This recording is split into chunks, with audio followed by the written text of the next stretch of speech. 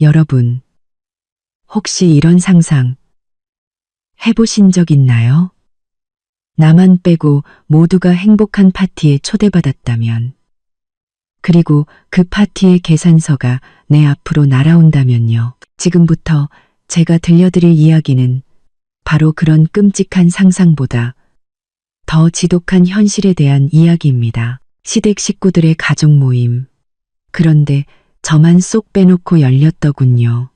이대로는 못 참겠다 싶어 따지러 가려던 순간 엄마에게서 전화가 걸려왔습니다. 지금 당장 그 블랙카드들 전부 정지시켜.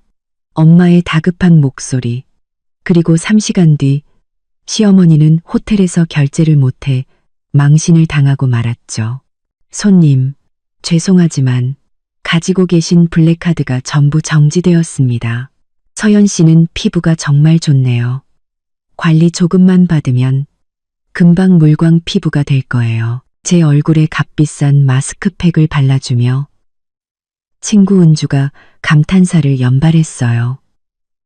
저는 에스테틱 베드에 누워 눈을 감은 채 기분 좋게 미소 짓고 있었죠. 이곳은 제 오랜 친구 은주가 운영하는 은주 에스테틱이에요. 은주가 가게를 연 이후로 저는 이곳에 단골 손님이 되었죠. 매주 수요일 오후 무슨 일이 있어도 꼭 지키는 이 피부 관리 시간은 바쁜 제 일상 속 작은 행복이었어요. 띵!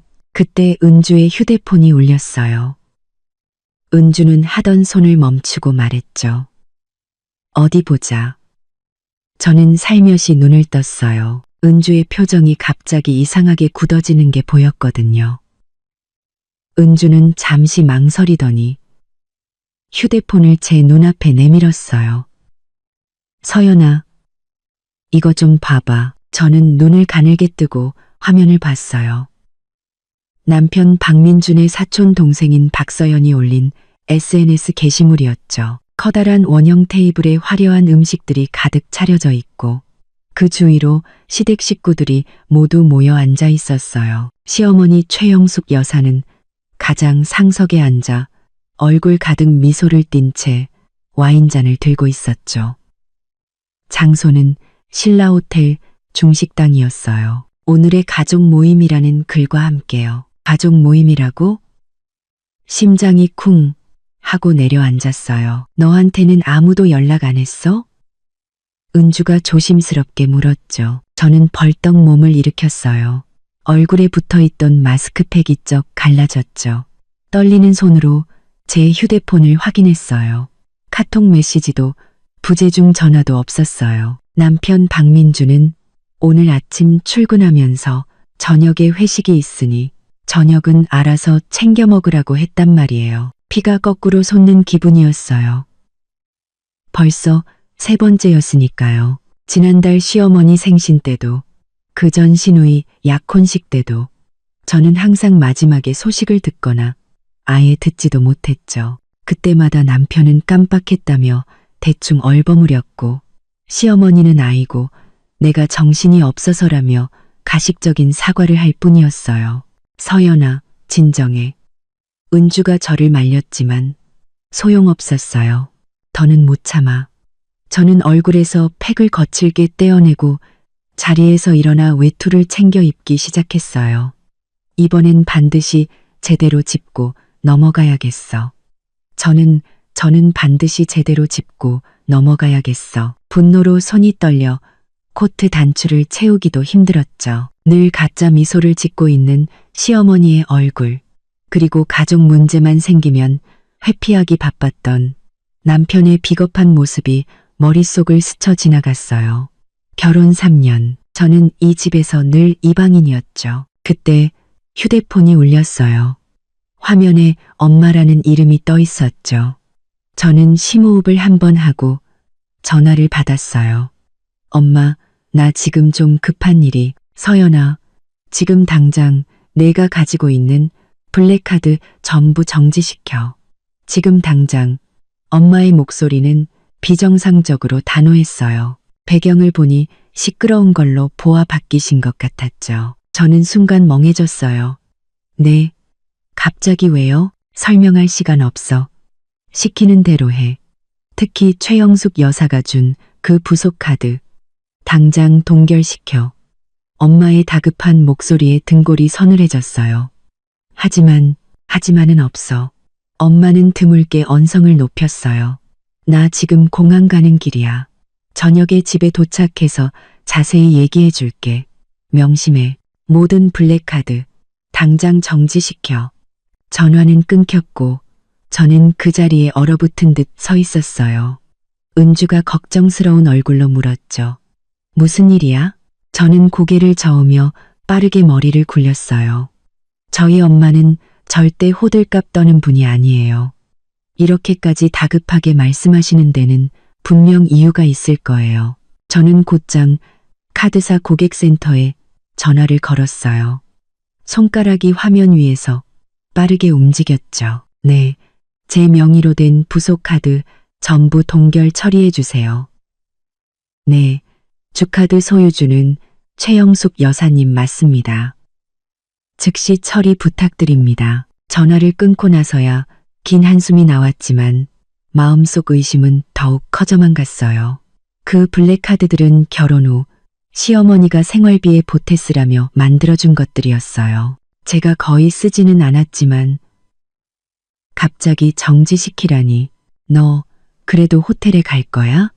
은주가 제 가방을 건네주며 물었어요. 저는 입술을 꾹 깨물었죠. 응, 더더욱 가야겠어. 30분 뒤 저는 신라호텔 중식당 입구에 서 있었어요. 화려한 장식 너머로 시끌벅적하게 웃고 떠드는 소리가 들려왔죠. 저는 심호흡을 한번 하고 옷매무새를 가다듬은 뒤 당당하게 안으로 걸어 들어갔어요. 어머, 저기 서연이 아니니. 저를 가장 먼저 발견한 건 둘째 숙모님이셨어요. 그분의 얼굴에서 미소가 싹 가셨죠. 시끄럽던 테이블의 대화 소리가 순간 멈췄어요. 10개가 넘는 시선이 일제히 저에게로 향했죠. 놀라움, 당황스러움, 그리고 몇몇은 노골적인 적대감까지. 시어머니 최영숙 여사는 상석에 앉아 있었어요. 고급스러운 실크 원피스에 작년에 제가 선물했던 에메랄드 목걸이를 하고 있었죠. 그때는 디자인이 촌스럽다며 싫은 티를 냈었는데 말이에요. 저를 본 시어머니의 얼굴 근육이 미세하게 떨리는가 싶더니 이내 과장된 미소를 지어 보였어요. 어머, 우리 서연이 왔구나. 이리 와서 앉아. 여기 의자 하나 더 줘요. 마치 제가 오는 걸 당연히 알고 있었다는 듯 살갑게 손짓했죠. 저는 움직이지 않았어요. 테이블에 앉은 사람들을 한 명 한 명 훑어본 뒤 시어머니 옆자리에 앉은 박민준에게 시선을 고정했죠. 제 남편은 얼굴이 새하얗게 질려 손에 들고 있던 젓가락을 탁 소리를 내며 떨어뜨렸어요. 민준 씨, 오늘 저녁에 회식 있다면서요? 제 목소리는 놀랍도록 차분했어요. 박민준이 입을 떼기도 전에 시어머니가 끼어들었죠. 아이고, 그게 갑자기 취소됐지 뭐니. 너한테 연락하려고 했는데 네가 수요일 오후에는 늘 피부 관리 받으러 가니까 혹시 방해될까 봐. 저는 코웃음을 쳤어요. 시어머니의 손목에 채워진 새로운 다이아몬드 팔찌가 눈에 들어왔죠. 누가 봐도 최고급 상당한 고가품이었어요. 새로 사셨나 봐요? 제가 일부러 물었죠. 시어머니는 의기양양하게 팔목을 흔들어 보였어요. 응, 오늘 신세계 백화점에서 막 샀지. 8천만 원인데 할인은 하나도 안 해주더라. 그녀는 목소리를 낮췄지만 테이블에 있는 모든 사람이 들을 수 있을 만큼 크게 말했어요. 네, 아버님이 주신 그 블랙카드로 샀어. 한도가 넉넉하잖니. 순간 제 동공이 강하게 수축했어요. 아버지가 주신 블랙카드라고요? 저는 전혀 모르는 일이었어요. 바로 그때 직원이 계산서를 들고 다가왔어요. 최영숙 여사님, 지금 계산하시겠습니까? 아니면 나중에 하시겠습니까? 시어머니는 거만하게 손을 휘저으며 말했죠. 지금 해요. 그리고는 에르메스 가방에서 우아하게 블랙카드를 꺼내 직원에게 건넸어요. 몇 분 뒤 직원이 난처한 얼굴로 돌아왔어요. 여사님, 이 카드로는 결제가 안 됩니다. 그럴 리가. 시어머니는 미간을 찌푸리며 다른 카드를 꺼내 건넸어요. 그럼 이걸로 해봐요. 다시 몇 분이 흐르고 직원의 표정은 더욱 곤란해졌어요. 이 카드도 안 되는데요. 시스템에 카드가 동결되었다고 나옵니다. 시어머니의 안색이 변했어요. 그녀는 허둥지둥 지갑을 뒤져 모든 카드를 꺼내 들었죠. 그리고 한 장씩 전부 다 시도해봤어요. 테이블은 쥐 죽은 듯 조용했고 모두가 이 광경을 숨죽여 지켜보고 있었어요. 저는 그 자리에 서서 엄마의 경고가 무엇을 의미했는지 비로소 깨달았죠. 손님, 정말 죄송합니다만 직원의 목소리는 점점 작아졌어요. 가지고 계신 모든 블랙카드가 해지 처리된 것으로 확인됩니다. 죽음 같은 정적이 흐른 뒤 누군가의 낮은 웃음소리가 침묵을 깼어요. 곧이어 테이블 곳곳에서 억지로 참는 듯한 킥킥거리는 소리가 들려왔죠.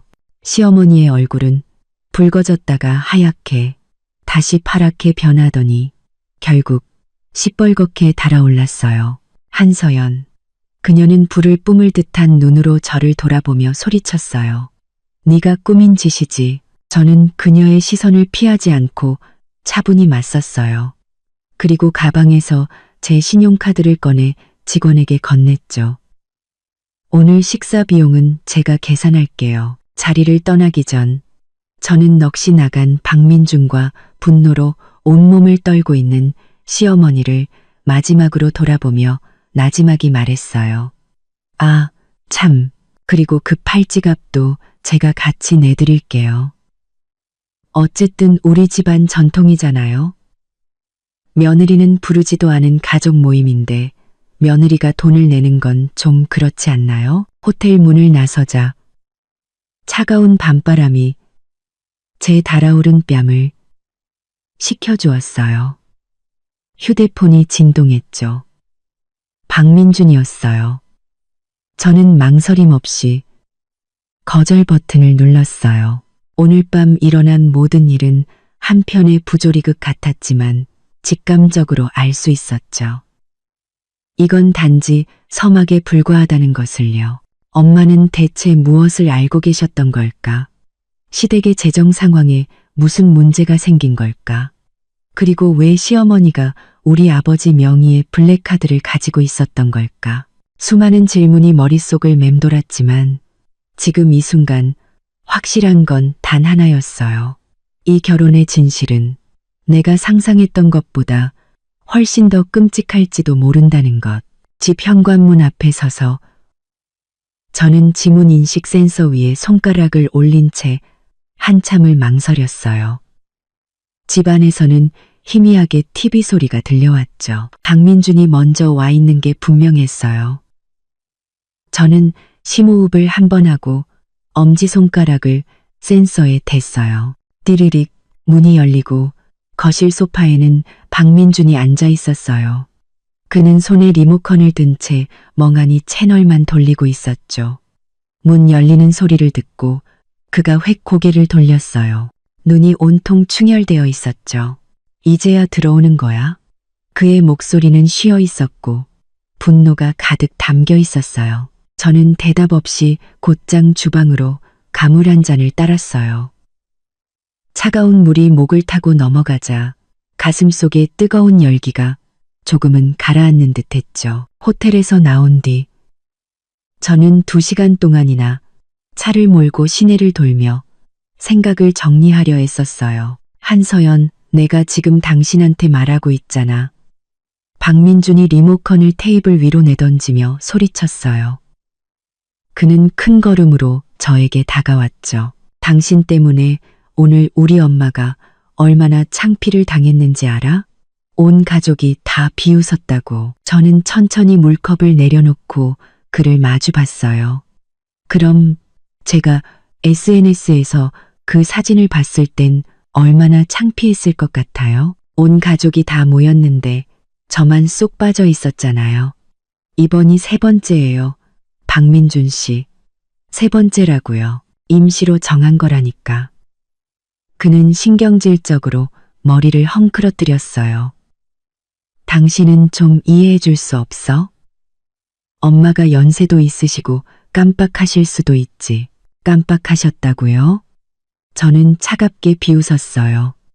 그런데 어떻게 우리 아빠가 주신 블랙카드로 8천만 원짜리 다이아몬드 팔찌 살 생각은 하셨을까요? 저는 존재조차 몰랐던 그 카드로요. 박민준의 표정이 순간 굳어졌어요. 그의 목을대가 한번 크게 움직였고 시선이 흔들리기 시작했죠. 제가 너무나 잘 아는 그의 표정이었어요. 거짓말을 하거나 무언가를 숨길 때마다 나오는 버릇이었죠. 무슨 블랙카드? 난 당신이 무슨 말 하는지 모르겠는데. 그는 돌아서서 자리를 피하려 했어요. 저는 그의 팔을 붙잡았죠. 모르는 척하지 마세요. 오늘 호텔에서 어머님이 직접 말씀하셨어요. 우리 아빠가 준 블랙카드로 팔찌 샀다고. 그 카드 어디서 났어요? 왜 어머님이 가지고 계시냐고요. 박민주는 제 손을 뿌리쳤어요. 갑자기 목소리가 톤이 높아졌죠. 됐어. 우리 집안일에 당신이 이래라 저래라 할 거 없어. 당신이 뭔데? 당신 아버지 돈 아니었으면 우리 집이. 그는 말을 멈칫했지만 이미 늦었어요. 순간 제 동공이 수축했고 발끝에서부터 차가운 기운이 온몸으로 퍼져나갔어요. 뭐라고요? 저는 그에게 한 걸음씩 다가갔어요. 계속 말해봐요. 우리 아빠 돈이 아니었으면 당신 집이 어떻게 됐을 건데요? 박민주는 고개를 돌린 채 거칠게 숨을 몰아쉬었어요. 무거운 침묵이 공기 중에 내려앉아 숨을 막히게 할 것만 같았죠. 그래서 이게 진실이었군요. 제 목소리가 떨리기 시작했어요. 당신 가족, 전부 우리 집 돈을 쓰고 있었던 거네요. 그동안 말했던 무슨 가족 펀드니 투자니 하는 것들, 전부 다 거짓말이었고요. 당신이 생각하는 그런 거 아니야. 그가 마침내 입을 열었지만 목소리는 어이없을 정도로 힘이 없었어요. 그럼 뭔데요? 저는 테이블 위에 있던 차키를 집어들었어요. 오늘 밤은 엄마 집에서 잘 거예요. 그동안 잘 생각해 보세요. 저한테 사실대로 말할 건지 아니면 계속 저를 바보 취급할 건지. 서연아. 그가 제 등 뒤에서 소리쳤지만 저는 이미 문을 세게 닫고 나온 뒤였어요. 밤바람이 제 머리카락을 헝클어뜨렸고 눈가에 고여있던 눈물을 흩날렸어요. 운전석에 앉아 핸들을 꽉 쥐자 손마디가 하얗게 질렸죠. 백미러를 통해 베란다에 서 있는 박민준의 모습이 보였어요. 그의 모습은 밤의 어둠 속에서 한없이 작고 흐릿하게 보였죠. 엄마 집은 평창동에 있는 단독주택이었어요. 차로 40분 정도 걸리는 거리였죠. 그 시간은 제가 냉정을 되찾기에 충분했어요. 비 온 뒤 젖은 도로 위로 네온사인 불빛이 어지럽게 반사되었어요. 마치 지금 제 결혼 생활처럼 산산조각 난 모습이었죠. 단산조각, 마치 지금 내 결혼 생활처럼, 마치 지금 제 결혼 생활처럼. 서연아, 문을 열어준 엄마는 제 모습을 보고 깜짝 놀랐어요. 아니, 이 시간에 셔틀버스를 어떻게 왔어? 익숙한 엄마의 얼굴을 보자 애써 참아왔던 감정이 한순간에 무너져 내렸어요. 눈물이 걷잡을 수 없이 흘러나왔죠. 저는 길 잃은 아이처럼 엄마의 품에 안겨 엉엉 울었어요. 무슨 일이야? 응? 엄마는 제 등을 부드럽게 토닥이며 거실로 이끌었어요. 민준이랑 싸웠니? 저는 흐느끼며 오늘 있었던 모든 일을 엄마에게 털어놓았어요. 박민준이 차마 끝맺지 못했던 그 말까지도요. 엄마의 표정은 점점 더 심각해졌고 마지막엔 깊은 한숨을 내쉬었죠. 엄마. 근데 엄마는 어떻게... 그 블랙카드들을 정지시켜야 하는지 아셨어요? 저는 눈물을 닦고 계속 마음속에 맴돌던 질문을 던졌어요. 엄마는 부엌으로 가 따뜻한 차 한 잔을 타서 제게 건네주셨어요. 어젯밤에 익명의 문자를 하나 받았어. 박서방네 회사 자금 사정이 안 좋아서 우리 집 자산까지 위험해질 수 있다는 내용이었지. 문자에는 4명의로 된 그 부속 카드들이 실제로는 시댁 주카드에 종속되어 있어서 주카드가 정지되면 내 카드도 전부 막힐 거라고 적혀 있었어. 익명 문자라고요? 누가 보냈대요? 몰라. 발신번호 표시 제한으로 왔더라. 엄마는 고개를 저었어요. 원래 오늘 집에 와서 너랑 자세히 얘기하려고 했는데 일이 이렇게 빨리 터질 줄은 몰랐지. 저는 차를 한 모금 마셨어요. 따뜻한 기운이 몸에 퍼지자 혼란스러웠던 머릿속이 조금은 정리되는 듯했죠. 아빠는 이 사실 아세요? 내 아빠는 지금 싱가포르 출장 중이라 아직 말 못했어. 엄마는 잠시 망설이더니 물었어요. 서연아, 엄마가 궁금한 게 있는데 결혼하고 3년 동안 시댁에서 너나 내 아빠한테 돈 빌려달라고 한 적 있니? 저는 곰곰이 생각했어요.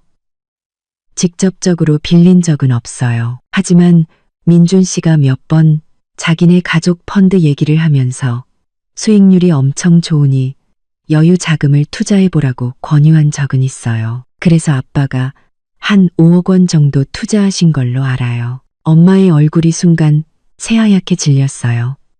뭐라고? 내 아빠는 나한테 한마디도 안 했는데 제 심장도 쿵 하고 내려앉았어요. 그게 많이 심각한 거예요? 내일 아침 바로 변호사랑 회계사한테 연락해야겠다. 엄마의 목소리는 팽팽하게 긴장되어 있었어요. 대체 박서방네가 무슨 꿍꿍이인지 확실히 알아봐야겠어. 그날 밤 저는 어릴 적 제 방 침대에 누워 밤새 뒤척였어요. 지난 3년간의 일들이 영화처럼 머릿속을 스쳐 지나갔죠. 우리 부모님을 뵐 때마다 과하게 친절했던 시어머니, 유독 저희 집안 사정에 대해 자세히 묻던 박민준, 그리고 뜬금없이 꺼내던 가족 펀드 투자 제안까지 모든 것이 의심스러웠어요. 동이틀 무렵 겨우 잠이 들었지만 요란한 벨소리에 금방 깨고 말았죠. 저는 눈을 비비며 휴대폰을 더듬어 찾았어요. 화면에는 최영숙 여사라는 이름이 떠 있었어요. 저는 잠시 망설이다 전화를 받았죠. 여보세요. 어머님, 서연아. 시어머니의 목소리는 놀랍도록 다정했어요. 어제 일은 내가 잘못했다. 내가 사과할게. 혹시 오늘 점심에 시간 괜찮니? 내가 맛있는 거 사줄게. 우리 둘이서 오붓하게 얘기 좀 하자. 저는 순간 잠이 확 깼어요. 결혼 3년 동안 시어머니가 단둘이 식사를 제안한 적은 단 한 번도 없었어요. 사과는 더더욱 말할 것도 없고요. 이 비정상적인 친절함이 오히려 저를 경계하게 만들었죠. 오늘은 좀 힘들 것 같아요. 약속이 있어서요. 저는 완곡하게 거절했어요. 그럼 내일은? 내가 너 속상하게 한 거 알아. 우리 사이의 오해는 풀고 가야지. 안 그러니? 내일 보고요. 요즘 좀 바빠서요. 저는 대충 얼버무리다 문득 한 가지가 생각나 물었어요. 아, 참. 어머님, 어제 그 다이아몬드 팔찌 우리 아빠가 주신 블랙카드로 사셨다고 했잖아요. 그 카드는 어떻게 된 거예요? 전화기 너머로 잠시 침묵이 흘렀어요. 그리고 곧 어색한 웃음소리가 들려왔죠. 아이고, 내 정신 좀 봐. 내가 말을 잘못했네. 그건 내 카드였어. 내 아버님이 주신 건 옛날에 쓰던 거고 명백한 거짓말이었어요. 저는 휴대폰을 꽉 쥐었죠. 그래요? 그런데 왜 직원은 모든 블랙카드가 정지됐다고 했을까요? 그건 아마 카드사 시스템에 문제가 있었나 보지. 서연아, 민준이가 어젯밤에 한숨도 못 잤단다. 너희 부부, 이런 일로 사이 틀어지면 안 된다. 알겠습니다. 어머님, 저 지금 통화하기 좀 곤란해서요. 이만 끊을게요. 저는 더 이상 그녀의 가식적인 목소리를 듣고 싶지 않아 서둘러 전화를 끊었어요. 휴대폰을 내려놓자마자 카톡 메시지가 도착했어요. 대학 동기이자 현재 외국계 은행에서 임원으로 일하고 있는 이수진이었죠. 서연아, 통화 가능. 급한 일이야. 짧지만 다급한 메시지였어요. 저는 바로 수진에게 전화를 걸었죠. 수진아, 무슨 일이야? 서연아, 잘 들어. 좀 민감한 얘기일 수 있는데 너한테는 꼭 알려줘야 할 것 같아서. 어제 우리 은행 내부 리스크 관리 시스템에 경고가 하나 떴어. 너희 남편네 회사 관련해서. 제 심장이 빠르게 뛰기 시작했어요. 무슨 경고? 그쪽 그룹, 계열사 3곳에서 지난 6개월 동안 우리 은행에서만 거의 100억 원을 대출받았어. 그런데 담보로 잡은 게 전부 동일한 공장 설비야. 이건 명백한 중복담보, 사기 대출일 가능성이 높아. 수지는 잠시 말을 멈췄다 이어갔어요. 더 이상한 건 대출금이 입금되자마자 48시간 안에 전부 해외 계좌로 빠져나갔다는 거야. 저도 모르게 이불을 꽉 움켜쥐었어요. 그 말은 정확한 건 알 수 없지만 자산을 해외로 빼돌리는 것처럼 보여. 서연아, 너희 집안이랑 얽힌 문제 같아서 일단 너한테 알려주는 거야. 고마워, 수진아. 전화를 끊고 머릿속이 하얘졌어요. 수진의 말이 사실이라면 시댁은 재정 문제뿐만 아니라 범죄에 연루되었을 가능성이 높았어요. 그리고 우리 아버지가 투자한 그 5억 원은 휴대폰이 또다시 울렸어요. 이번엔 박민준이었죠. 저는 전화를 받지 않고 곧장 옷을 챙겨 입고 아래층으로 내려갔어요. 엄마는 식탁에서 신문을 보고 계셨죠. 저는 엄마 맞은편에 앉아 단호하게 말했어요. 엄마, 아시는 사설탐정분 연락처 좀 주세요. 엄마는 놀라서 고개를 들었어요. 갑자기 무슨 일이니? 저는 수진에게 들은 이야기를 전부 털어놓았고 엄마의 얼굴은 점점 더 굳어졌어요. 내가 바로 장 변호사님께 연락하고 이 탐정님 약속도 잡아줄게. 하지만 서연아, 마음 단단히 먹어야 한다. 조사 결과가 썩 좋지는 않을 거야. 알아요. 저는 차갑게 식은 샌드위치를 한 입 베어 물었어요. 아무 맛도 느껴지지 않았죠. 하지만 전 진실을 알아야겠어요. 바로 그때 초인종이 울렸어요. 가사도우미 아주머니가 문을 열자 박민준의 목소리가 들려왔죠. 장모님, 서연이 여기 있나요? 박민준의 목소리가 들려왔죠. 저와 엄마는 서로를 마주봤어요. 엄마가 자리에서 일어나며 말했죠. 내가 나가서. 아니요. 저는 엄마를 말렸어요. 제가 할게요. 현관에 서 있는 박민준은 몹시 초췌해 보였어요. 눈 밑에는 짙은 다크서클이 내려와 있었죠. 저를 보자 그는 억지 미소를 지어 보였어요. 서연아, 우리 얘기 좀 해. 무슨 얘기를요? 저는 차갑게 물었어요. 당신 집이 어떻게 우리 집 돈을 빼돌렸는지, 아니면 당신 어머니 손목에 있는 그 8천만 원짜리 팔찌 얘기? 박민준의 표정이 굳어졌어요. 당신 다 알고 있었구나. 그 한마디가 날카로운 비수처럼 제 마지막 희망마저 꿰뚫어 버렸어요. 그는 인정했어요. 너무나 간단하고 너무나 쉽게. 제가 아는 건 당신이 상상하는 것보다 훨씬 많을 거예요. 저는 애써 떨림을 감추며 차분하게 말했어요. 그러니 이제 그만 돌아가 주세요. 모든 진실이 밝혀지기 전까지 우리 사이에 더 할 얘기는 없어요. 서연아, 그가 한 걸음 다가와 제 손을 잡으려 했어요.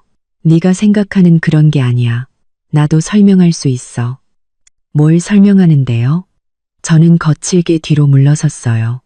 당신 가족이 얼마나 치밀하게 이 사기극을 계획했는지, 아니면 당신이 우리 집 돈 때문에 나랑 결혼한 거라는 걸?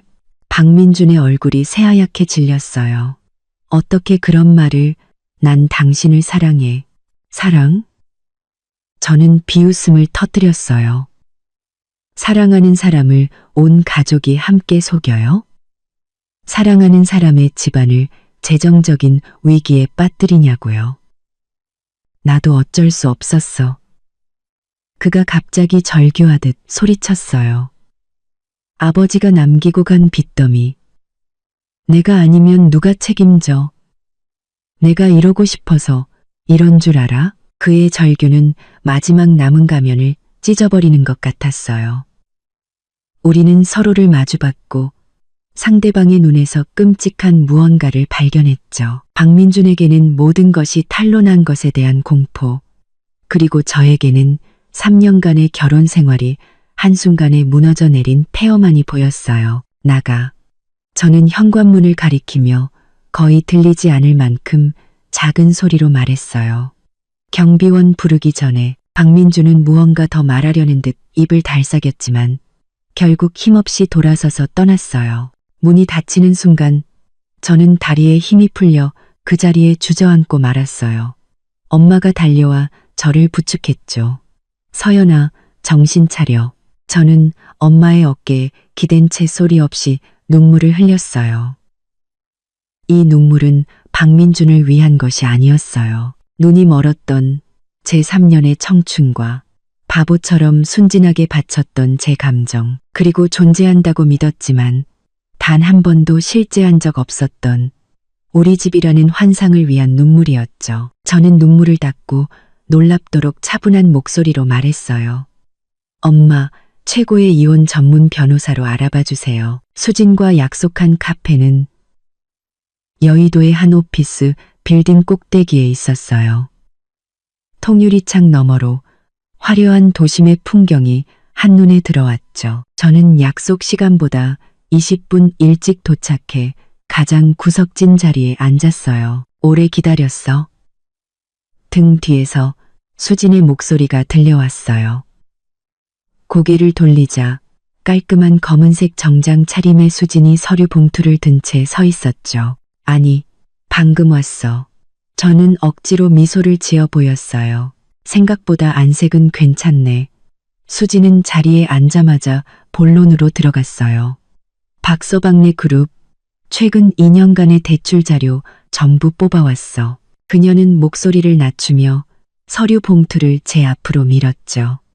상황이 생각보다 더 심각해. 저는 떨리는 손으로 서류 봉투를 받아 열었어요. 안에는 재무제표와 대출계약서 사본이 가득했죠. 가장 위에는 담보 목록이 있었는데 거기에는 놀랍게도 시댁 식구들이 현재 살고 있는 최영숙 여사 명의의 그 호화로운 저택이 적혀 있었어요. 자기들이 사는 집까지 담보로 잡았다고?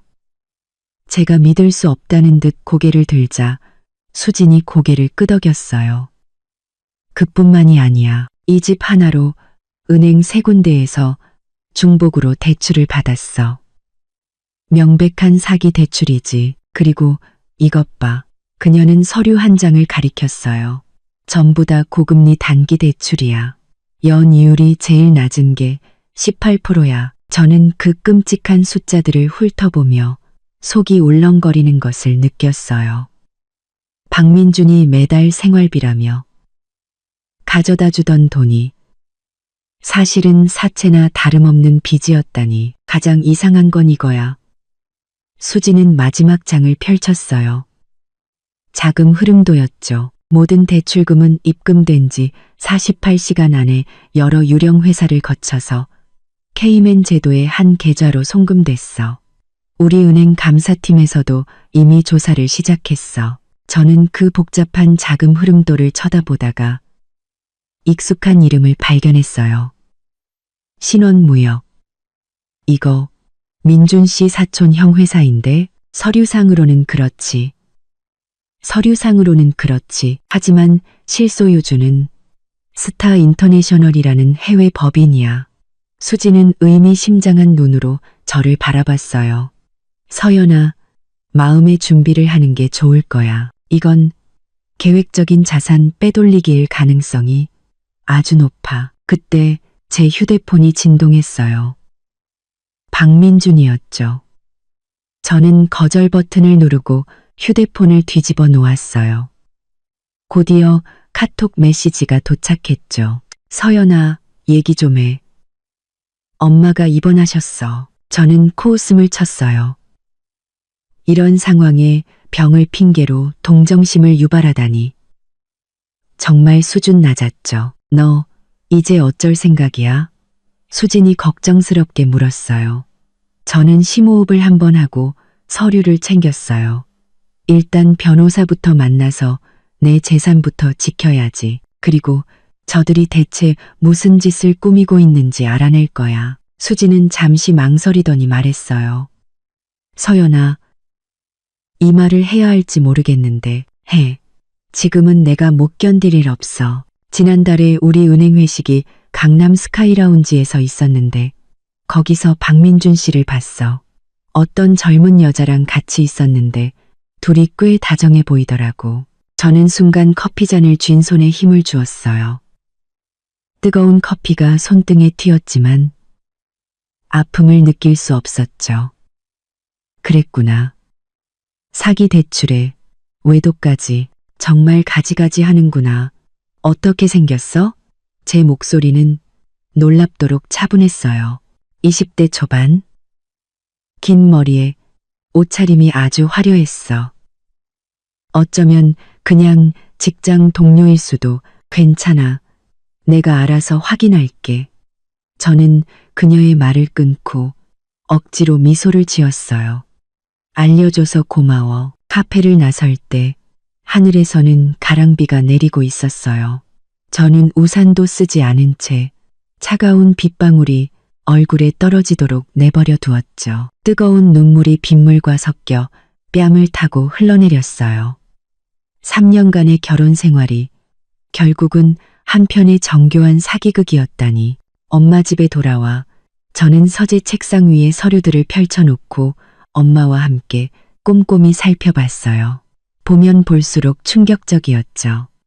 시댁은 집 담보 대출뿐만 아니라 온갖 명목으로 10여 곳이 넘는 금융기관에서 대출을 받았고 그 총액은 1천억 원에 육박했어요. 이건 당장 내 아버지한테 알려야 해. 엄마는 얼굴이 파랗게 질린 채 국제전화를 걸었어요. 전화기 너머의 아버지는 한참 동안 말이 없으시다가 딱 한마디 하셨어요. 내일 첫 비행기로 들어가지. 전화를 끄는 엄마가 갑자기 저를 끌어안았어요. 서연아, 미안하다. 우리가 괜히 이 결혼을 밀어붙여서. 저는 굳은 채로 서 있었어요. 맞아요.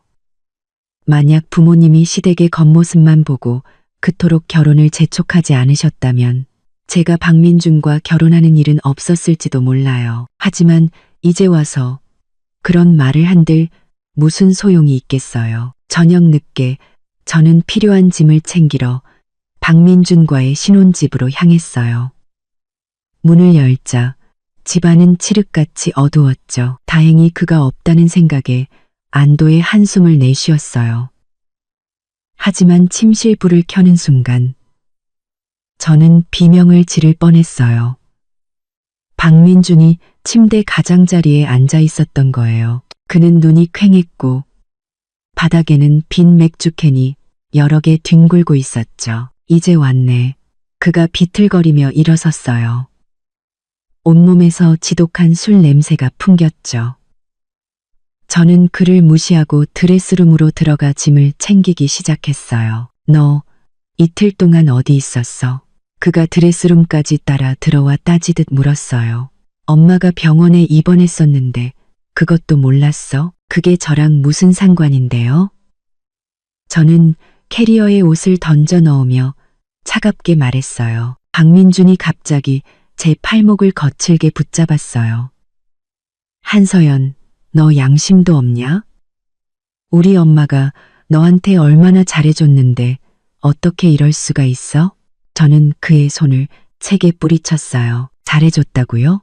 우리 집 돈으로 8천만 원짜리 팔찌 사주는 게 잘해주는 거예요? 우리 아빠한테 사기쳐서 유령 회사에 투자하게 만든 게 잘해주는 거냐고요? 그의 표정이 순간 변했어요. 술이 반쯤 깨는 듯 보였죠. 너 무슨 헛소리야. 그만 좀 하세요. 저는 가방에서 서류 뭉치를 꺼내 그의 얼굴에 던졌어요. 이거나 똑똑히 보세요. 중복담보, 사기대출, 자산 해외 빼돌리기까지. 당신들 온 가족이 사기꾼이야. 서류들이 허공에 흩날리며 바닥으로 떨어졌어요. 박민주는 바닥에 떨어진 서류들을 내려다보았죠. 그의 얼굴은 붉어졌다가 하얗게 그리고 마지막엔 잿빛으로 변했어요. 이거 누가 너한테 준 거야? 그의 목소리는 갑자기 이상할 정도로 차분해졌고 심지어 위협적으로 들리기까지 했어요. 이제 와서 잡아떼지는 않네요? 저는 비꼬듯 웃었어요. 겁나세요? 박민주는 심호흡을 한번 하더니 갑자기 애원하는 표정으로 바뀌었어요. 서연아, 내 말 좀 들어봐. 아버지가 돌아가시기 전부터 회사가 어려웠어. 나는 그냥 우리 가족을 지키고 싶었을 뿐이야. 그래서 우리 집 돈을 빼돌리고 바람까지 피웠다고요? 저도 모르게 말이 튀어나왔어요. 그의 동공이 순간 수축했어요. 내가 바람을 피웠다고 누가 그래? 지난주 목요일 밤 강남 스카이라운지. 더 자세히 말해줄까요? 제가 차갑게 그를 쏘아보자 박민준의 표정은 경악에서 당황으로 그리고 마지막엔 기묘한 체념으로 바뀌었어요. 그래, 어차피 다 알게 됐네. 그는 어깨를 으쓱했어요. 맞아. 나 다른 여자 있어.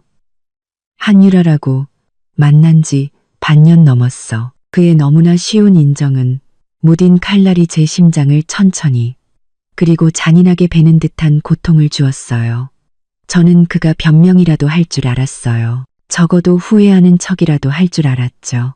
하지만 그는 그러지 않았어요. 이렇게 노골적인 무시가 외도 그 자체보다 저를 더 비참하게 만들었어요. 왜? 이 한마디가 제 이를 악문 사이로 겨우 비집고 나왔어요. 왜냐고? 박민준이 갑자기 웃기 시작했어요. 그 웃음소리가 소름 끼쳤죠. 한서연, 당신은 너무 재미가 없어. 매일 쇼핑이나 피부 관리 받는 것 말고는 그깟 그림 나부랭이에만 관심 있잖아. 꼭 잘 만들어진 도자기 인형 같아서 건드리기도 조심스러웠다고. 하지만 유라는 달라. 활발하고 열정적이고 남자가 뭘 원하는지 잘 알지. 저는 손을 들어 그의 뺨을 세게 내리쳤어요. 짝하는 소리가 조용한 침실에 유난히 크게 울려 퍼졌죠. 박민준의 고개가 옆으로 돌아갔다가 천천히 제자리로 돌아왔어요. 그의 눈에는 증오가 서려 있었죠. 잘 때렸네. 하지만 달라지는 건 없어. 그는 입술을 핥으며 말했어요. 이제 본론으로 들어가지. 그는 잘 때렸네. 우리 사이에 더 할 얘기는 없어요. 저는 캐리어를 끌고 나가려 했어요. 하지만 박민준이 문을 막아섰죠. 내 아버지가 투자한 5억 원, 계약서상으로 중도 해지하면 위약금 30% 물어야 해. 그리고 이 집, 비록 너희 집에서 계약금을 내줬지만 대출금은 우리가 같이 갚았으니 부부 공동 재산이야. 저는 돌아서서 그를 쏘아봤어요. 그래서 뭘 어쩌자는 건데요? 간단해. 박민주는 옷깃을 정리하며 말했어요. 나 지금 당장 10억 원이 필요해. 내 아버지한테 달라고 해. 한 달 뒤에 이자까지 쳐서 갚는다고 하고 그 대가로 조용히 이혼해주지. 내 아버지 투자금도 전액 돌려주고 저는 그를 보며 눈앞에 이 남자가 끔찍하게 낯설다고 느꼈어요.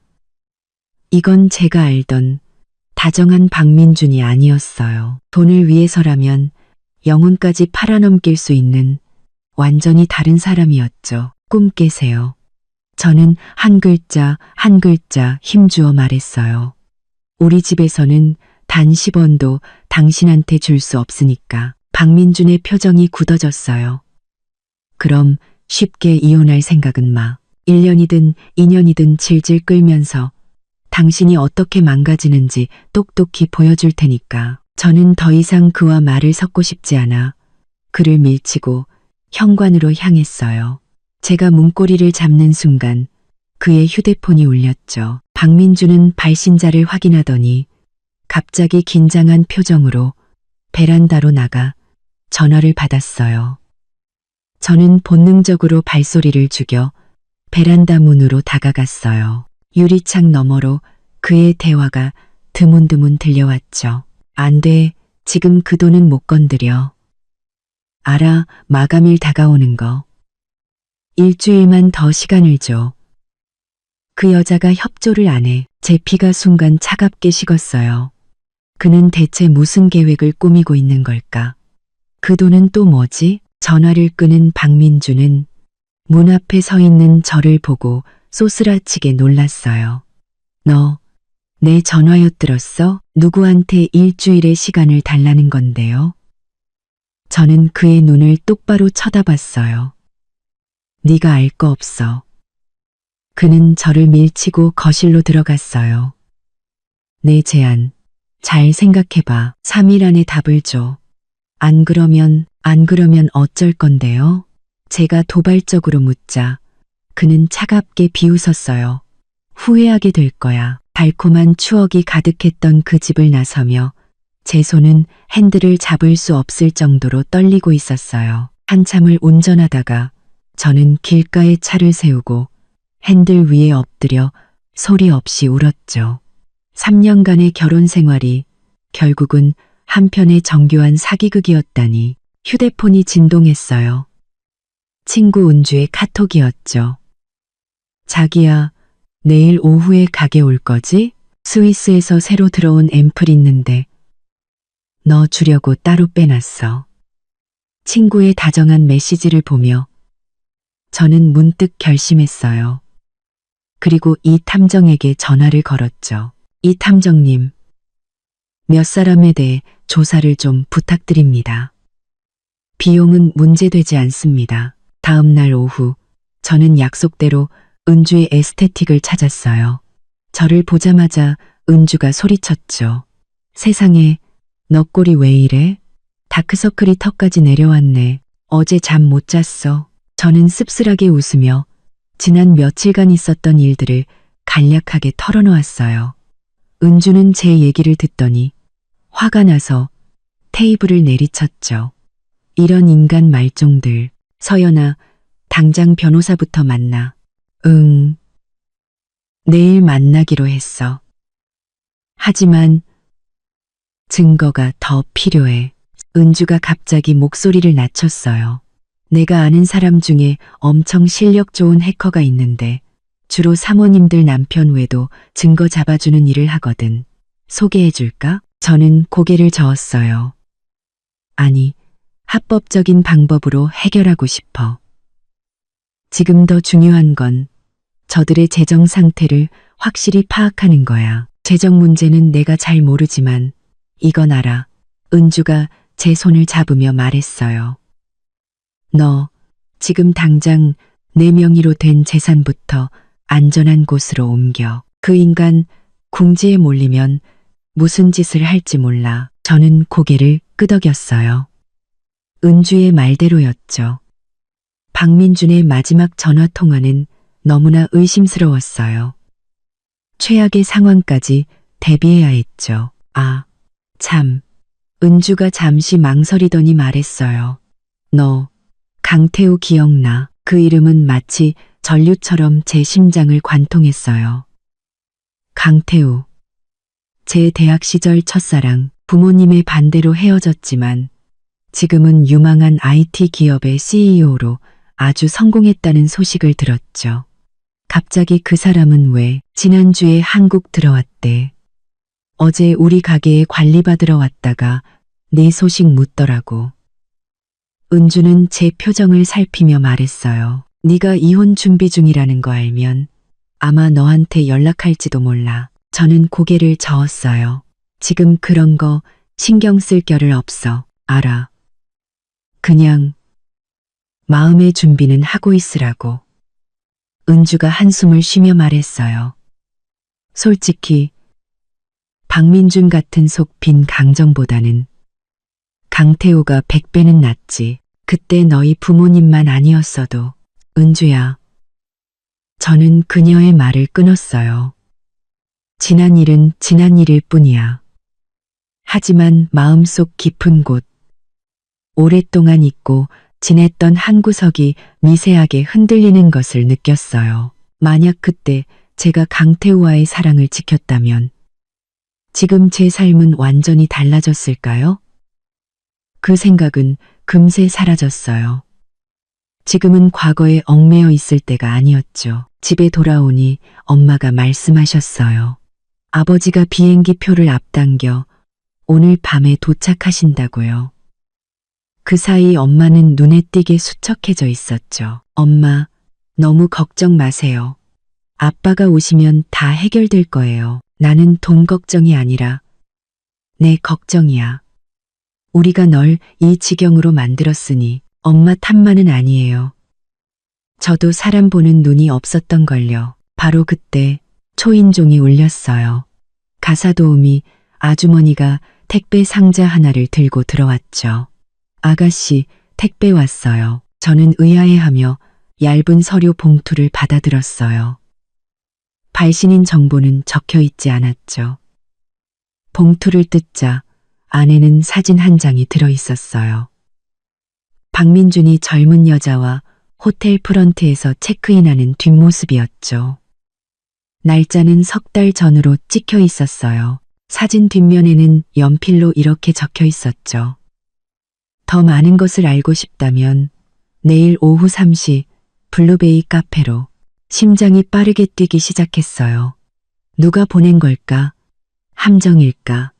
아니면 정말 저를 도우려는 걸까? 엄마는 사진을 보더니 얼굴이 굳어졌어요.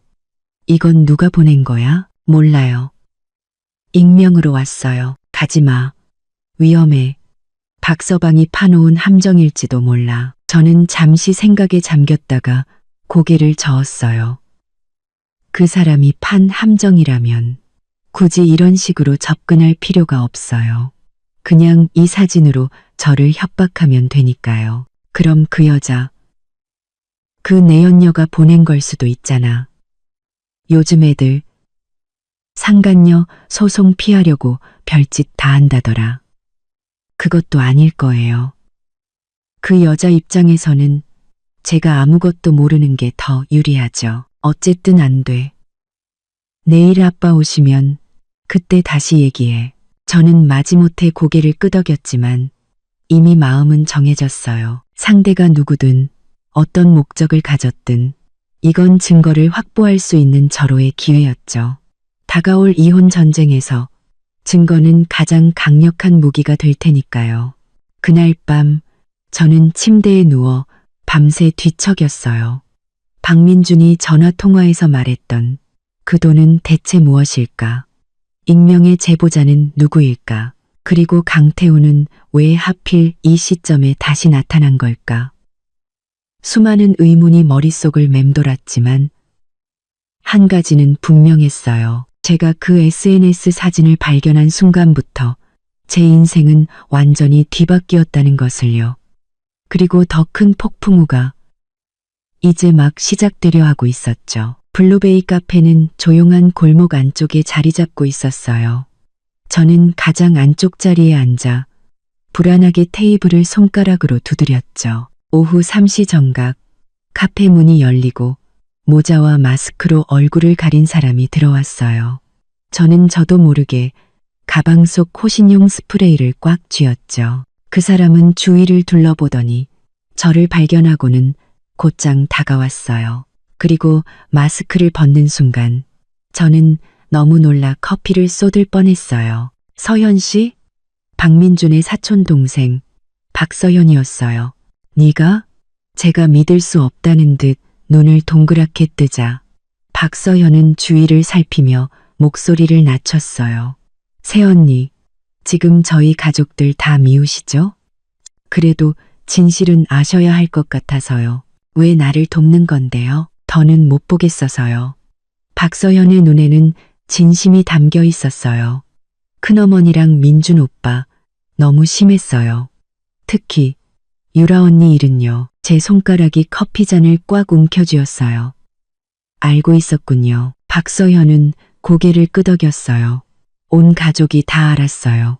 언니만 빼고요. 한유라, 제 대학 동기예요. 반년 전에 민준 오빠가 저 데리러 학교 왔다가 만났어요. 그녀는 입술을 깨물며 말했어요. 그리고 지난달에 유라 언니 임신했어요. 그 말은 날카로운 비수처럼 제 심장을 꿰뚫었어요. 임신이라고? 박민주는 외도를 한 것도 모자라 그 여자까지 임신시켰단 말인가. 저는 애써 심호흡을 하며 냉정을 유지하려 했어요. 사진, 서현 씨가 보낸 거 맞죠? 네, 제가 몰래 찍었어요. 박서연은 가방에서 USB 하나를 꺼내 제게 건넸어요. 여기 더 많은 증거가 있어요. 두 사람 호텔 출입 기록이랑 카톡 대화 캡처까지요. 저는 그 작은 USB를 보며 헛웃음이 나왔어요. 시댁 식구가 직접 남편의 외도 증거를 가져다 주다니 정말이지 기가 막힌 상황이었죠.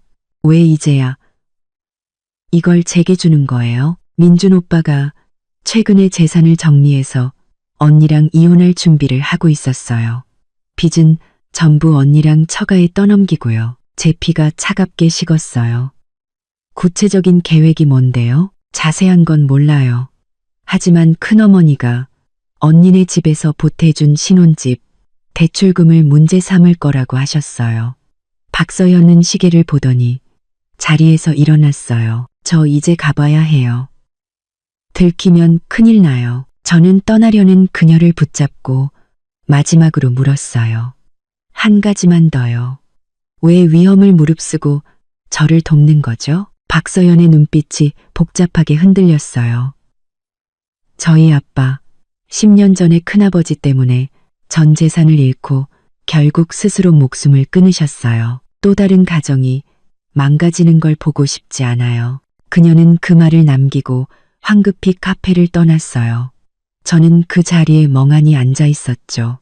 손에 들린 USB가 천근만근처럼 무겁게 느껴졌어요.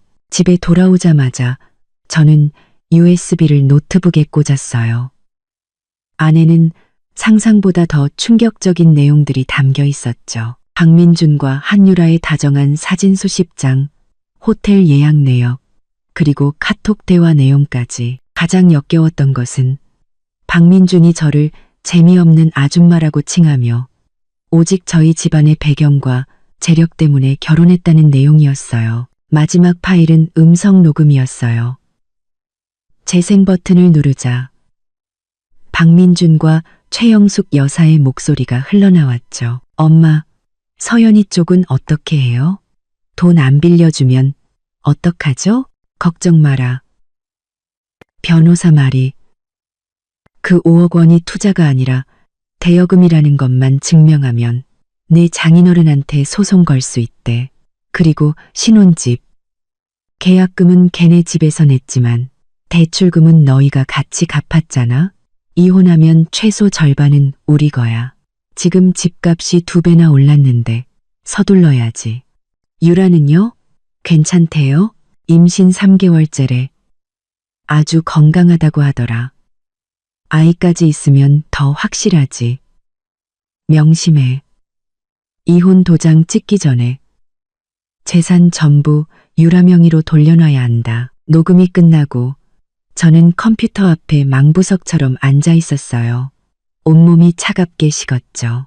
이건 단순한 외도나 사기가 아니었어요. 처음부터 저와 우리 가족을 겨냥한 치밀하게 계획된 범죄였어요. 바로 그때 휴대폰이 울렸어요. 이 탐정이었죠.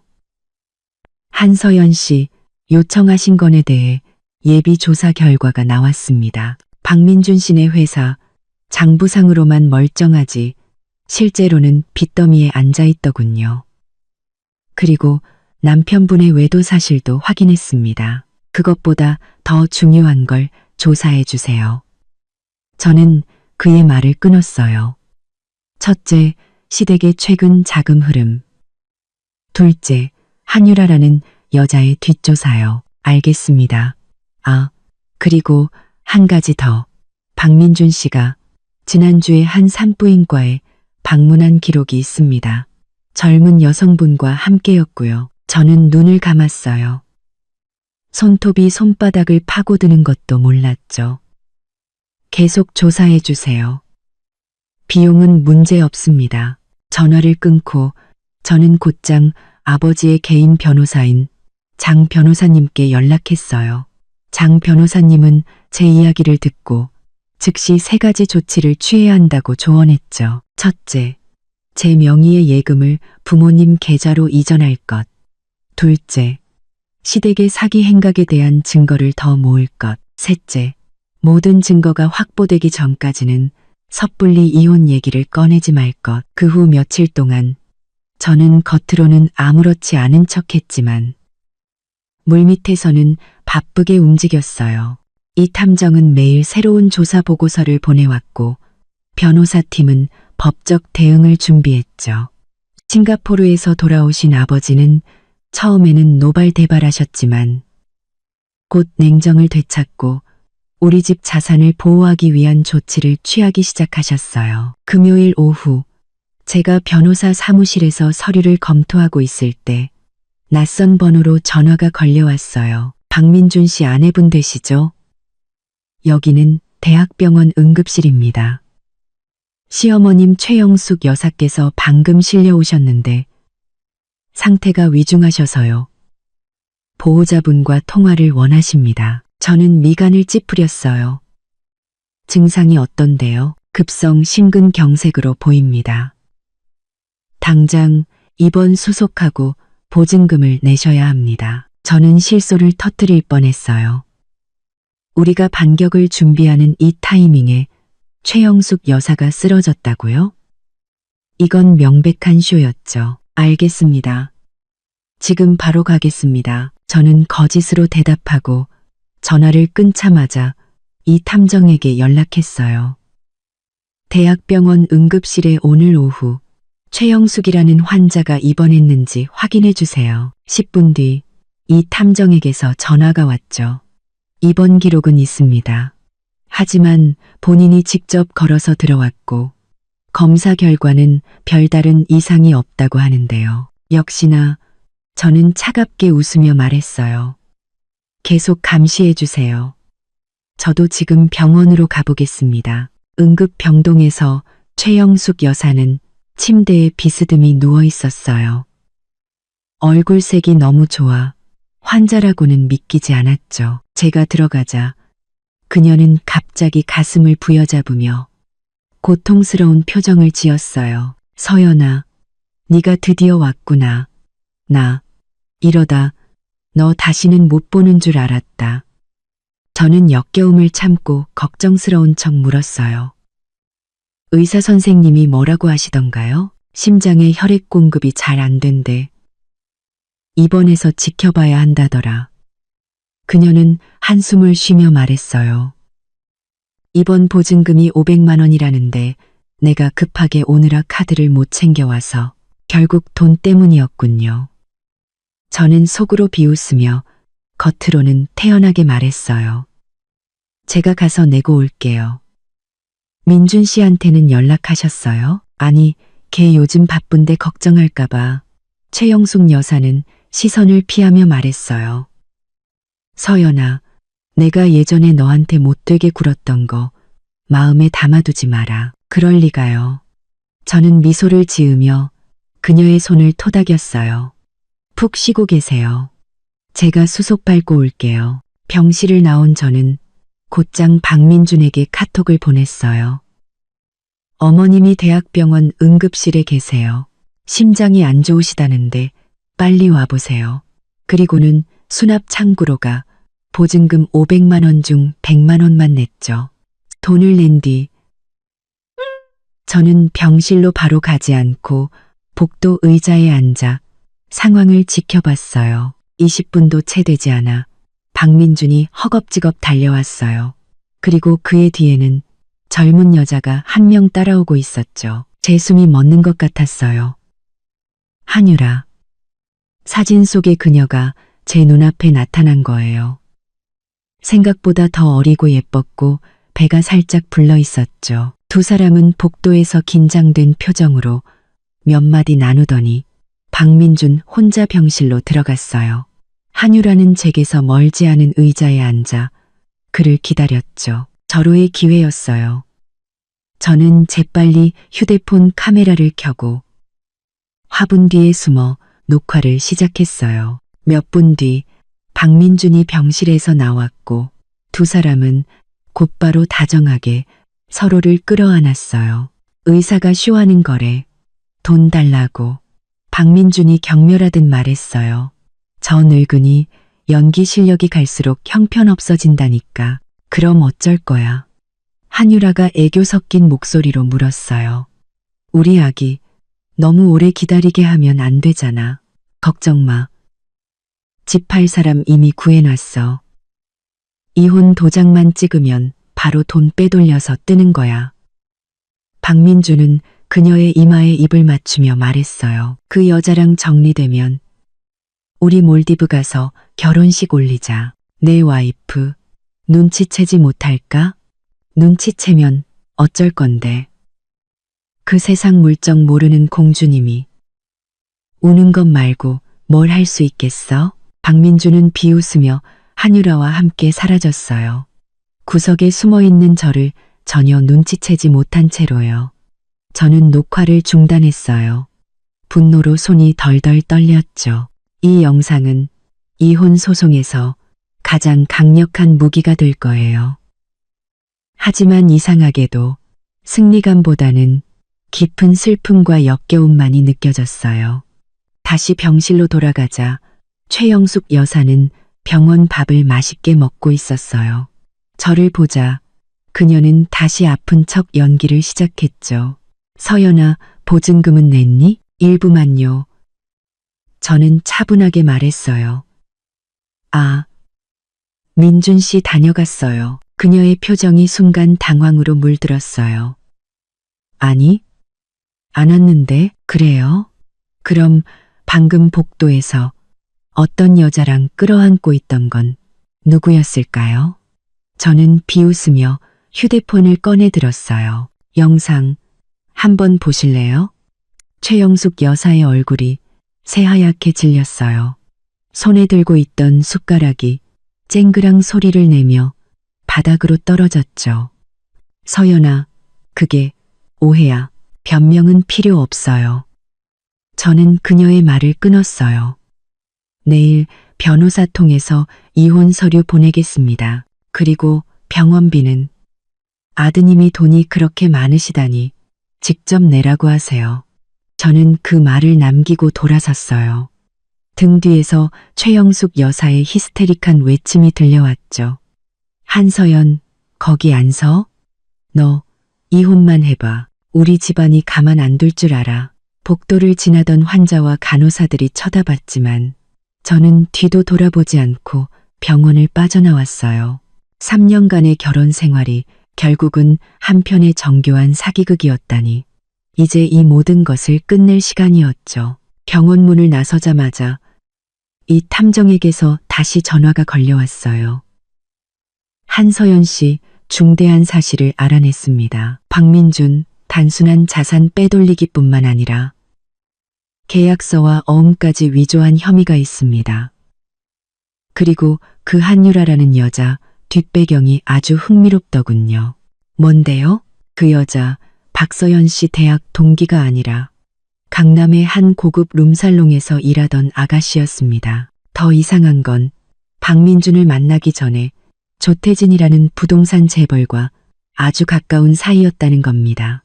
그리고 그 조태진이라는 사람이 바로 시댁회사의 가장 큰 채권자입니다. 저는 그 자리에 멈춰 섰어요.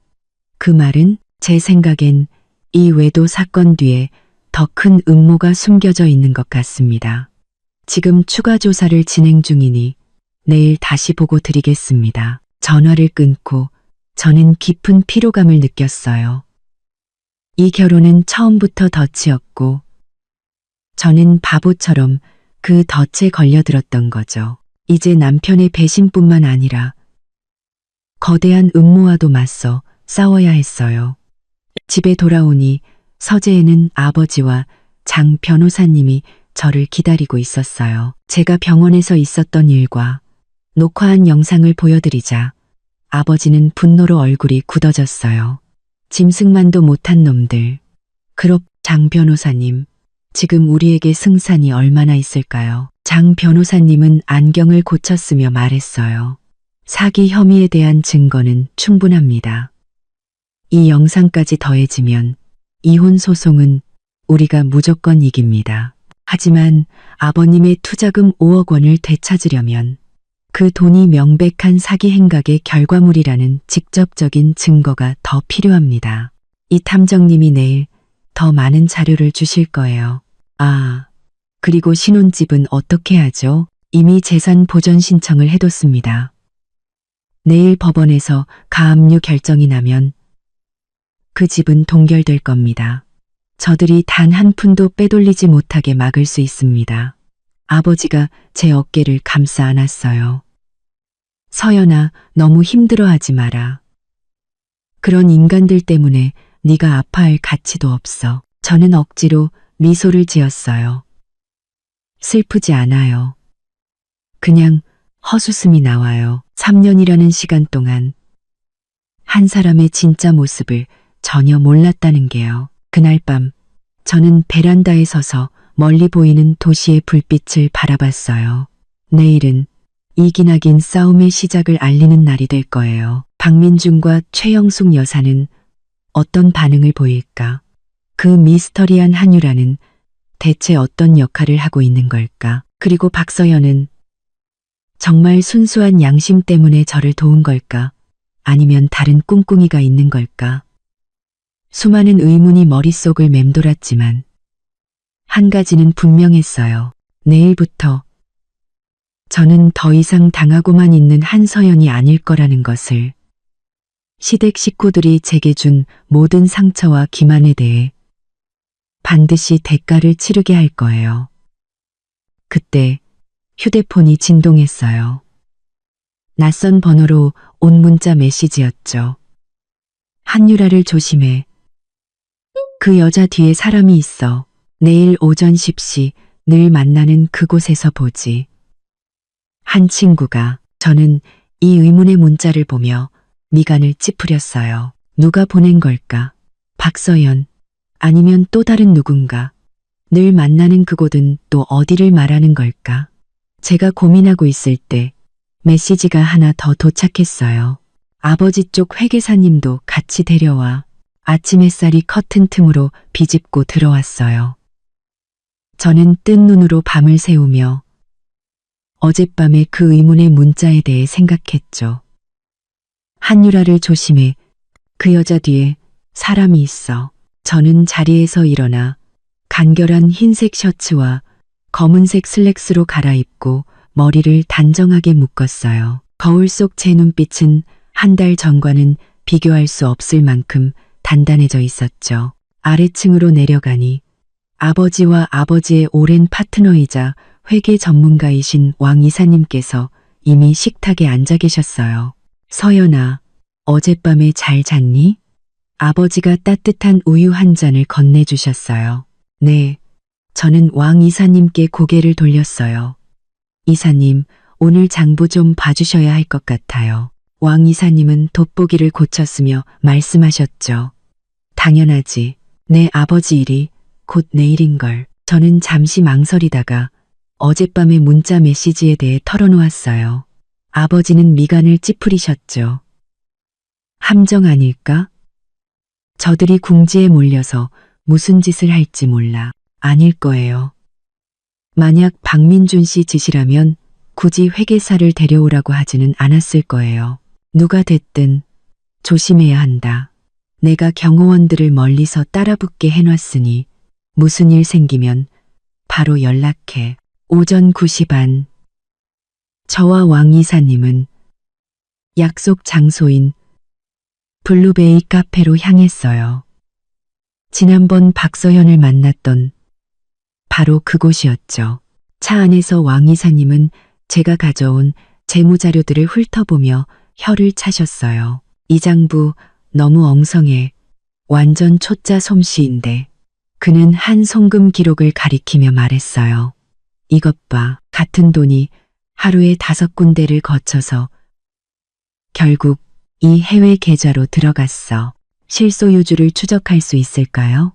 어려워. 이런 해외 법인은 보통 여러 겹으로 위장되어 있어서 진짜 주인을 찾기가 힘들어. 하지만 그는 한 회사 이름을 가리켰어요. 이스타 인터내셔널이라는 이름. 어디서 들어본 것 같은데 우리가 탄 차는 어느새 카페 앞에 멈춰 섰어요. 저는 창가 자리에 앉아 밖을 경계했죠. 십시정각 카페 문이 열리고 키가 큰 남자가 들어왔어요. 그는 짙은 회색 정장에 금태 안경을 쓰고 있었죠. 40대 초반으로 보이는 지적인 분위기의 남자였어요. 제 숨이 멎는 것 같았어요. 저는 그 남자를 알았죠. 조태진. 이 지역의 유명한 부동산 재벌이자 시댁회사의 가장 큰 채권자 한서연 씨 되시죠? 그가 우리 테이블로 다가와 정중하게 물었어요. 저는 저도 모르게 몸이 굳었죠. 조 대표님. 문자. 대표님께서 보내신 겁니까? 그렇습니다. 그는 태연하게 자리에 앉아 왕 이사님께 고개를 까딱했어요. 왕 이사님. 말씀은 많이 들었습니다. 왕 이사님은 경계하는 눈빛으로 그를 바라봤어요. 저를 아십니까? 10년 전 박 회장네가 강성건설을 인수할 때 이사님께서 강성건설 측 회계감사를 맡으셨죠. 조태진은 옅은 미소를 지었어요. 그 인수는 결국 분식회계로 밝혀졌고 강성건설은 공중분해되었지만요. 왕 이사님의 표정이 순간 굳어졌어요. 당신 강성건설 조 회장님의 제 아버님 되십니다. 조강성. 조태진의 눈빛이 어둡게 가라앉았어요.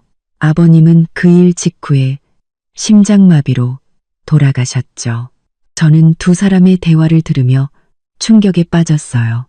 10년 전이라면 제가 대학생일 때라 제게 이런 암투에 대해서는 전혀 알지 못했죠. 조 대표님, 오늘 저희를 부르신 이유가 복수 때문인가요? 그렇습니다. 조태진은 서류 가방에서 두꺼운 파일을 꺼내 제 앞에 놓았어요.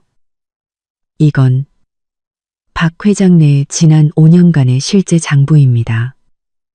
그렇습니다. 탈세, 중복 담보, 자산 해외 빼돌리기에 대한 모든 증거가 담겨 있죠. 파일을 열자 가장 첫 장에는 복잡한 자금 흐름도가 있었어요. 그리고 그 돈의 최종 목적지는 CTJ라는 이름의 계좌였죠. 바로 접니다. 조태진. 그가 태연하게 인정했어요. 제가 바로 그들이 빼돌린 자산의 최종 목적지입니다. 제 손이 떨려 파일을 떨어뜨릴 뻔했어요. 네. 그럼 왜 당신을 돕냐고요? 조태진이 차갑게 웃었어요. 박 회장네가 제게 빚진 건 단순히 돈만이 아니기 때문입니다. 돌아가신 아버님, 그리고 우울증에 시달리다 결국 스스로 목숨을 끊은 제 여동생, 그리고 이 복수를 위해 제가 보낸 10년의 세월. 제가 원하는 건 박 회장 일가가 완전히 몰락하는 겁니다. 그의 목소리에는 뼛속 깊은 증오가 서려 있었어요. 이건 단순한 비즈니스 분쟁이 아니었어요. 피 맺힌 원한이었죠. 한유라, 당신이 보낸 사람이군요. 저는 문자의 내용을 떠올렸어요. 똑똑하시군요. 제가 박민준에게 접근시킨 미끼입니다. 하지만 그 아이가 요즘 제 말을 잘 안 듣더군요. 박민준에게 진심으로 빠져버린 것 같아서요. 그 여자 임신했다던데요. 거짓말입니다. 조태진은 비웃었어요. 임신 진단서. 제가 사람 시켜서 위조한 겁니다. 박민준을 더 빨리 움직이게 하려고요. 저는 심호흡을 하며 이 충격적인 정보들을 정리하려 했었어요. 박민준은 가짜 임신에 속아 넘어갔고 그 배후에는 지금 제 앞에 앉아있는 이 남자가 있었던 거죠. 왜 저를 돕는 거죠? 저는 그의 눈을 똑바로 쳐다봤어요. 우리의 목표가 현재로서는 같기 때문입니다. 당신은 이혼해서 재산을 지키고 싶고 저는 박 회장 일가를 파멸시키고 싶죠. 서로에게 이득이 되는 거래입니다. 왕 이사님이 입을 열었어요. 조 대표님, 이 장부들 사본을 좀 가질 수 있겠습니까? 물론입니다. 조태진은 자리에서 일어났어요. 제 역할은 여기까지입니다. 나머지는 두 분께 달렸죠. 아, 그리고 박민준을 조심하십시오. 조만간 신혼집을 담보로 무슨 짓을 하려 할 겁니다. 그는 그 말을 남기고 마치 그냥 커피 한 잔 마시러 온 사람처럼 유유히 사라졌어요. 왕 이사님은 깊은 한숨을 내쉬었어요. 10년 전 박민준의 아비인 박 회장이 가짜 재무제표로 강성건설을 헐값에 인수했지. 그 충격으로 조 회장이 돌아가셨고 그 아들이 10년을 참고 이런 거대한 복수극을 꾸몄을 줄이야. 그럼 이 장부 믿을 수 있는 건가요? 일단은 진짜 같아.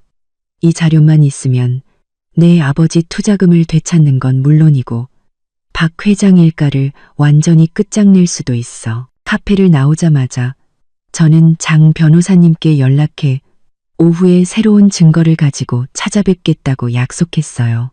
전화를 끊자마자 이번엔 박민준에게서 전화가 걸려왔죠. 저는 심호흡을 한번 하고 전화를 받았어요. 서연아, 어디야? 그의 목소리는 어제와는 달리 이상할 정도로 부드러웠어요. 밖에 일 보러 나왔어요. 아, 엄마 퇴원하셨어. 의사가 괜찮대. 서연아, 우리 얘기 좀 할 수 있을까? 어젯밤엔 내가 술에 취해서 말실수를 좀 했어. 저는 실소를 터뜨릴 뻔했어요. 이 변덕은 대체 누굴 닮은 걸까요? 무슨 얘기를요? 만나서 얘기해. 저녁 6시에 집에서 보자. 내가 당신 좋아하는 등갈비찜 해놓을게. 그의 다정한 목소리가 역겹게 느껴졌어요. 알겠어요. 왕 이사님이 걱정스러운 눈으로 저를 바라봤어요. 정말 혼자 만나러 갈 셈이야? 괜찮아요. 아빠가 경호원 붙여주셨잖아요. 그리고 이제 연극을 좀 해볼까 해서요. 오후에 만난 장 변호사님은 조태진이 준 자료를 보더니 흥분을 감추지 못했어요. 이 정도면 박 회장 일가의 사기 혐의를 입증하기에 충분합니다. 이혼은 물론이고 손해배상까지 받아낼 수 있어요. 하지만 박민준이 조만간 신혼집을 담보로 대출을 받으려 할 겁니다. 법적으로 공동재산이니 그가 재산 분할을 요구할 권리는 있거든요. 그래서 오늘 갑자기 태도가 바뀐 거군요. 그럴 가능성이 높죠. 일단은 협조하는 척하세요. 저희가 이미 재산 보전 신청을 해뒀으니 내일이면 법원에서 가압류 결정이 내려와 집을 동결시킬 겁니다. 변호사 사무실을 나와 저는 친구 은주의 가게로 향했어요. 세상에 드라마보다 더하네. 그 조태진이라는 사람 진짜 무섭다. 10년을 복수심으로 살았다니. 은주는 제 이야기를 듣고 혀를 내둘렀어요. 서연아, 그 사람이 주는 증거는 믿을만 하겠지만 너무 깊이 엮이지는 마. 그 사람한테 이용당할 수도 있어. 아, 참. 어제 강태우 또 왔었어. 내 소식 묻길래 요즘 집안일 때문에 바쁘다고만 했지. 혹시 도움이 필요하면 언제든 연락하라면서 명함 주고 가더라. 은주가 건넨 명함에는 강태우 스타테크놀로지 대표라고 적혀 있었어요. 스타테크놀로지, 스타인터내셔널. 저는 왕 이사님이 했던 말을 떠올렸어요. 저녁 6시, 저는 약속대로 신혼집으로 향했어요. 문을 열자 부엌에서 맛있는 냄새가 풍겨왔죠. 박민주는 앞치마를 두른 채 완벽한 가정적인 남편 코스프레를 하고 있었어요. 왔어? 그가 저를 안으려 했지만 저는 몸을 피해 식탁에 앉았어요. 할 얘기 있다면서요. 식탁에는 제가 좋아하는 음식들이 가득 차려져 있었죠. 예전 같았으면 감동했겠지만 지금은 그저 가식적으로 느껴질 뿐이었어요. 서연아, 내가 잘못했어. 유라, 걔랑은 다 정리했어. 그냥 한순간의 실수였어. 저는 밥을 먹다 체할 뻔했어요. 어제 병원에서 끌어안고 있던 사람들이 하루 만에 정리를 했다고요? 그럼 그 여자 뱃속에 있는 아이는요? 지울 거야. 어차피 실수로 생긴 애였어. 내가 사랑하는 건 당신뿐이야. 저는 숟가락을 내려놓았어요. 이 남자는 돈을 위해서라면 태어나지도 않은 제 아이까지 버릴 수 있는 사람이었어요. 설령 그 임신이 가짜였다고 해도 말이죠. 그래서 본론이 뭐예요? 회사가 좀 어려워서 자금이 필요해. 우리 이 집 담보로 대출 좀 받으면 안 될까? 딱 3개월만. 자금 들어오면 바로 갚을게. 역시나 조태진과 장 변호사님의 예상대로였어요. 저는 속으로 비웃으며 망설이는 척 물었죠. 얼마나요? 한 10억 원 정도? 생각할 시간이 필요해요. 시간 없어. 아니, 은행에서 자꾸 독촉해서 내일까지는 결정해야 해. 저는 그의 초조한 얼굴을 보며 문득 이 상황이 우습게 느껴졌어요. 이게 바로 제가 사랑했던 남자의 진짜 모습이었군요. 알겠어요. 내일 같이 은행에 가요. 박민준의 얼굴이 환해졌어요. 서연아, 고마워. 내가 앞으로 진짜 잘할게. 저는 그의 손을 뿌리치고 욕실로 들어갔어요. 그리고 물을 세게 틀어놓고 소리 없이 웃었죠. 내일이면 법원의 가압류 결정이 내려올 텐데 어디 한번 해보시지. 그날 밤 저는 침대에서 자는 척했어요. 박민주는 살금살금 제게 다가와 제 손가락으로 제 휴대폰의 잠금을 해제했죠. 그리고는 무언가를 빠르게 확인하고는 다시 제자리에 놓아두었어요. 저는 그가 방을 나가자마자 휴대폰을 확인했죠. 최근 삭제된 항목에 조태진이 줬던 자금 흐름도 사진이 복구되어 있었어요. 그가 왜 이걸? 다음 날 아침 저와 박민주는 은행으로 향했어요. 은행 직원은 서류를 검토하더니 고개를 갸웃거렸죠. 이상하네요. 이 아파트는 현재 법원에 의해 가압류 상태라 담보대출이나 매매가 불가능합니다. 네. 박민준이 자리에서 벌떡 일어났어요. 누가 가압류를 걸었는데요? 네. 신청인은 한서연 씨로 되어 있는데요. 박민준이 불을 뿜을 듯한 눈으로 저를 돌아봤어요. 내 짓이었어? 네. 저는 차분하게 그를 마주봤어요.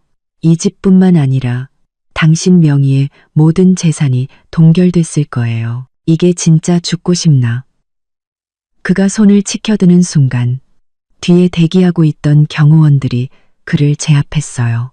저는 가방에서 이혼 서류를 꺼내 그에게 내밀었죠. 사인하세요. 그게 서로에게 좋을 거예요. 박민준의 표정은 분노에서 경악으로 그리고 마지막엔 기묘한 냉소로 바뀌었어요.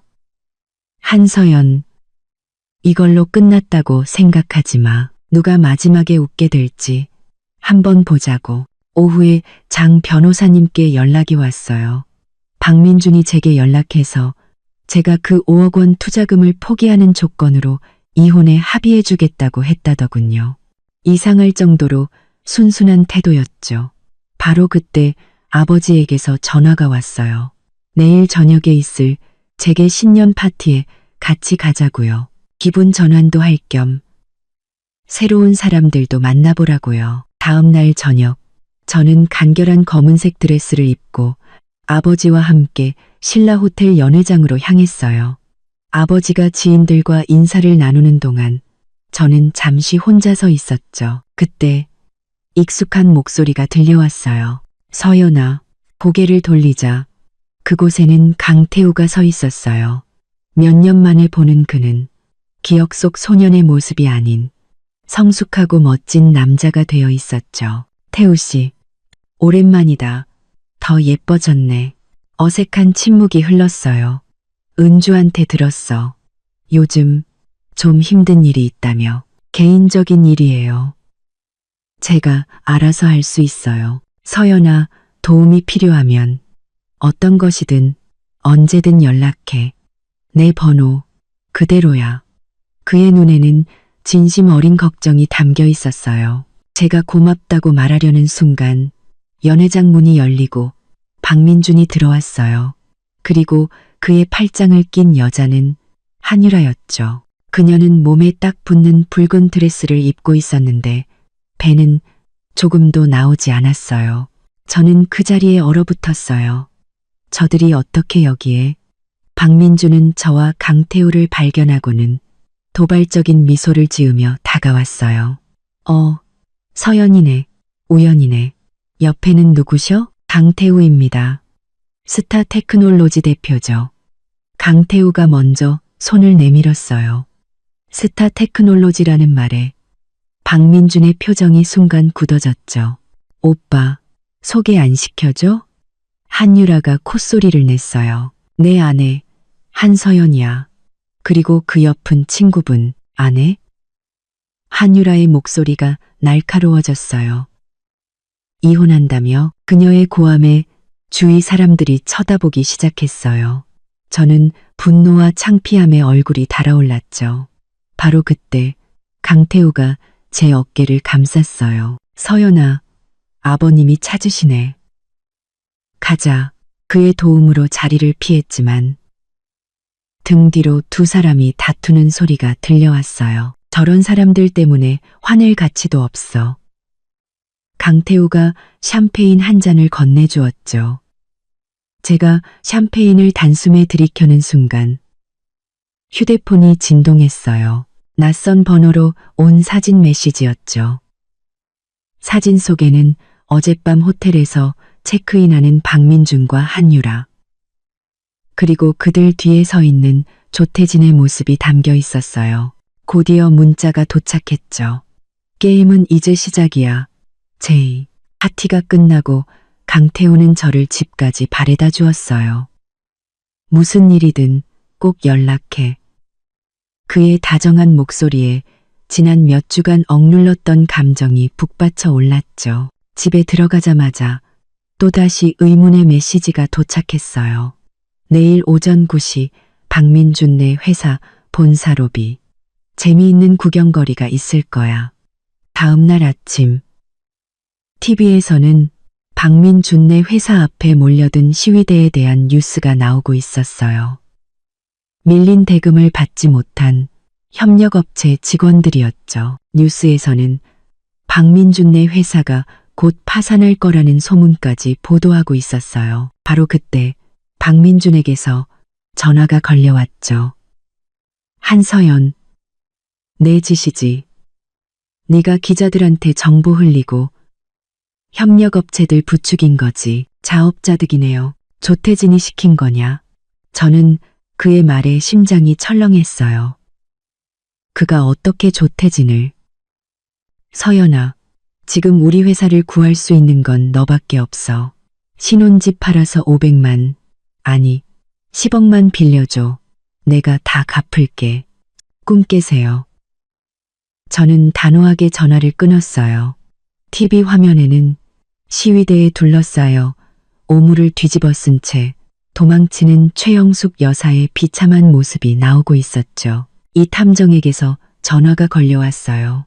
한서연 씨, 한유라와 조태진의 관계가 생각보다 복잡합니다. 한유라는 원래 조태진의 사람이었지만 최근에 박민준과 손을 잡고 조태진을 배신할 계획을 세운 것 같습니다. 그리고 박민준은 한유라가 조태진의 첩자라는 걸 알면서도 역으로 이용하려 한 것 같고요. 지금 서로 속고 속이는 난장판입니다. 이 복잡한 관계에 머리가 아파올 때쯤 이 탐정은 충격적인 소식을 하나 더 전했어요. 박민준이 오늘 아침 저희 집 근처를 서성였다고요. 그리고 점심때쯤 집으로 의문의 소포가 배달되었어요. 안에는 열쇠 하나와 쪽지 한 장이 들어있었죠. 오늘 밤 8시 펄 호텔 1808호 내 부모님의 목숨이 걸린 일이야.